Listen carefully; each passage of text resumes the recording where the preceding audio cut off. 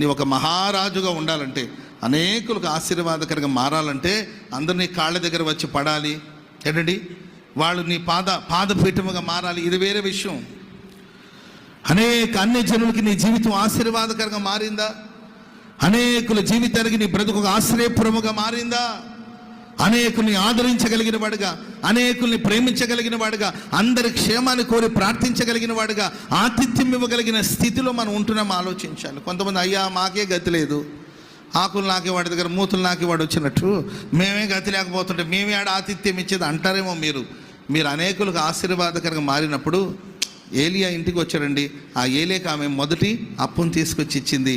తొట్టిలో పిండి తరగలేదు, బుడ్డిలో నూనె తరగలేదు. అంటే కరువు కాలం అంతా సమృద్ధి. స్తోత్రం చెప్పండి అందరూ గట్టిగా. అదే ఆశీర్వాదపు రహస్యం. ఆ పాత్రను దేవుడు అక్షయ పాత్రగా మార్చాడు.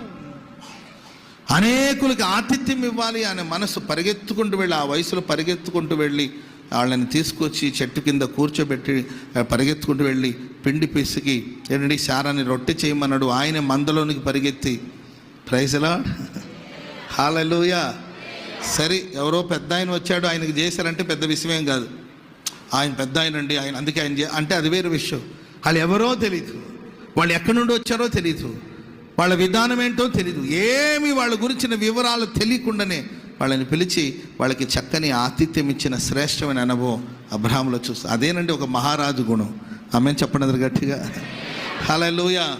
మేము ఒక టీ స్టాల్ దగ్గర ఒకరోజు టీ తాగుదామని నిలబడి ఉన్నామండి. అక్కడ ఒక బెగ్గర్ వచ్చాడు. టీ స్టాల్ దగ్గర మేము ఆ టీ తాగుదామని ఉన్నాం. ఒక బెగ్గర్ వచ్చాడండి. బెగ్గర్ వచ్చి అయ్యా ధర్మం చేయండి అయ్యా అని అడిగాడు. వెంటనే ఇంకా మేమేదో ఇద్దామని తీస్తుంటే ఆ టీ స్టాల్ ఆయన అన్నాడు, అయ్యగారు ఆయనకి ఎందుకు ఇస్తారండి, ఆయన రోజు ఇదే పనిలో ఉంటాడు, ఆయనకి ఏం కొదవలేదు. అనంతపూర్లో ఆయనకు ఒక ఇల్లు ఉంది, అనంతపూర్లో ఆయనకు ఒక ఇల్లు ఉంది. కొడుకు ఏదో పెద్ద చదువుతున్నాడు, కూతురు కూడా గొప్ప ఆయన పెళ్లి చేసుకునింది, అంతా బాగానే ఉన్నారు. ఈ ముసలోడికి వేరే పని పాటలు ఉండదు, కానీ ఎప్పుడు వచ్చి ఎవరు వచ్చినా దానం చేయండి ధర్మం చేయండి అని వస్తుంటాడు. ఆయన సంగతి మీకు తెలీదు, బ్యాంకులో ఆయన దగ్గర ఇంచుమించు 50-60 లక్షలైనా ఉంటుంది. ఆయన అడుక్కుంటూ ఉంటాడు ఆయన అని ఆయన నాతో అన్నాడు.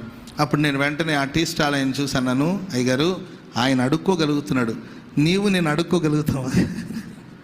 మనం ఇద్దరు ఒకసారి పళ్ళెం తీసుకుని బజార్లో ఆ చివరి దాకా వెళ్ళి రాగలుగుతామా? నీవు ఆ పని చేయలేవు, నేను ఆ పని చేయలేను. ఏదో ఆ పని ఆయన చేస్తున్నాడు కదా, ఇవ్వాలనుకుంటే ఇవ్వు, ఇవ్వకపోతే మౌనంగా ఉండు. ఇచ్చేవాడిని ఎందుకు జడగొడతావు? నీ డబ్బులను నేను ఇవ్వట్లేదు కదా, దేవుడు నాకు ఇచ్చింది. ఆయన నన్ను అడిగాడు, నిన్ను అడుగువానికి ఇమ్మని ప్రభు చెప్పాడు. ఆయన అడుగుతున్నాడు. అడుక్కోవాలంటే అందరూ అడుక్కుంటారని అనుకోలేము. అడుక్కోవాలని కూడా ధైర్యం కావాలి కదండి. అడుక్కోలేక కొంతమంది దొంగతనం చేస్తారు. దొంగతనం చేసేవాడు అడుక్కోవచ్చుగా. దొంగతనం చేసి వాడు అడుక్కోవడానికి వాడికి నామూషగా ఉంది కాబట్టి వాడు దొంగతనం చేసి ఎటు గొలుసులు లాగపోయి గొంతు కోసిపోతున్నాడు. గొలుసుల వరకు లాక్కుంటే వాడు సరే ఆ తల్లిని అమ్మ ఒక గొలుసు ఇవ్వా, అమ్మ ఒక గొలుసు ఇవ్వా అని అడిగితే ఇస్తుందేమో, అది వేరే విషయం అనుకోండి. ఏంటంటే అడగకుండా మెడలో నా గొలుసు పట్టు లాగితే పాప గొలుసుతో పాటు ఆమె బలంగా వేసుకుని ఉంటుంది ఆ గొలుసు. అందుకే ఈసారి ఎవరైనా గొలుసు వేసుకోవాలంటే కొంచెం లూజుగా ఉంచండి. ఆ గొలుసు లాగితే ఈజీగా పోతుంది, మీరు ప్రాణాలతో బయటకు వస్తారు కదా. Praise lord. లేదా వాడు లాగుతున్నాడని తెలిస్తే వెంటనే నీవే అయ్యా ఇది మంచి బంగారం కదా, పిచ్చి బంగారం అవి తీసుకోమని ఇచ్చేసి అప్పుడు ఆడే పారిపోతాడు. నేను ఆ పని చేయలేము కదా, ఆయన పని చేస్తున్నాడు. సాధ్యమైతే వాళ్ళకి సహాయం చేయండి. మనం మహారాజు స్థానంలో ఉన్నాం. చప్పట్లు కూడా మొదలు గట్టి. కోట్లు ఏమన్నా కోట్లు అవసరం లేదు. సహాయం చేయాలని మనసు ఉన్నవాడికి కోట్లతో పని లేదు. కోటేశ్వరులందరూ సహాయం చేస్తారంటే నేను నమ్మను. కోట్ల రూపాయలు ఇచ్చిన వాడు సహాయం చేస్తారంటే అట్లా అనుకుంటే మన దేశంలో గొప్ప ఆస్తి పరులు అంబానీ కానీ, ఆ తర్వాత ఇంకొక ఆయన ఎవరు ఇప్పుడు మధ్య అదాని కానీ అంబానీ కానీ ఉన్నారు. కోట్లు ఉన్నాయి. మన భారతదేశపు జనాభా ఎంత చెప్పాలి? ఎంత? 140 కోట్లు, అంతేనా? 140 కోట్లు. వాళ్ళ దగ్గర 1000 కోట్లు ఉన్నాయి. దాంట్లో ఈయన ఒక 100 కోట్లు, ఇది అంబానీ ఒక 100 కోట్లు, ఆదాని అని ఒక 100 కోట్లు ఇచ్చారనుకోండి. ఆ రెండు మనకి ఎవరికైనా ఇస్తే మనం తలాగో కోటి పనిచేయచ్చు.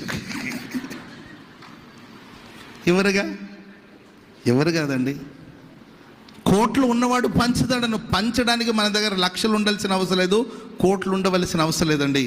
నేను మహారాజుగా బ్రతకాలని మనసు ఉంటే చాలండి. ఆయన అనేకులకు ఆశీర్వాదకారకుడుగా మార్చబడతాడు. స్తోత్రం చెప్పండి అందరూ గట్టిగా గట్టిగా హల్లెలూయా, హల్లెలూయా. కాబట్టి దేవుని బిడ్డలారా, మనం అనేకులకు ఆశీర్వాదకారకులు. అబ్రహాము మహారాజుగా జీవించాడు. అనేకులు ఆ ముగ్గురినే కాదండి, వాళ్ళ పద్ధతులు, వాళ్ళ క్రమం ఏంటంటే, ఎవరు వాళ్ళ దగ్గరకు వచ్చినా నీ దగ్గర ఉన్న మంచినీళ్ళు, ప్రేమ కావాలి. ఈరోజు క్రైస్తవ సమాజంలో సువార్త ప్రకటిస్తారు, ప్రేమేది? సువార్త ప్రకటిస్తారు, ప్రేమేదండి? ప్రేమించే మనసేది? వర్తమానాలకు ఏమీ తక్కువ లేదు. ఒక్కొక్క వర్తమానం మొదలెడితే ఏంటంటే ఈ బల్లలు మారుస్తూ ఉండాల్సిందే. మనం అంత ఆత్మ వస్తుంది ఏంటో ఆయనకి.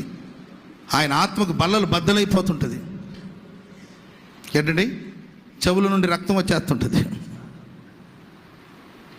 మంచిది, ఉపదేశం చేయాలి, మంచిదే. వాక్యం ప్రేమేది? ప్రేమ లేకపోతే వ్యర్థమే కదా. భారతదేశానికి వచ్చిన మిషనరీస్ వాళ్ళు ఏ బోధ చేశారు, ఏ ఉపదేశం చేశారు? వారు పంచిన ప్రేమ అన్యజనులందరూ కూడా దేవుని వైపు ఆకర్షించబడేటట్లు, అన్యజనులందరూ యేసు వైపు చూసి రక్షణ పొందేటట్లు వాళ్ళు ఆనాడు ప్రేమను పంచి మహారాజులాగా బ్రతికారు వాళ్ళు. సరే, వాళ్ళు మన కోట్లు మోసుకొచ్చారంటే వాళ్ళకున్నదాన్ని బట్టి. Praise the lord.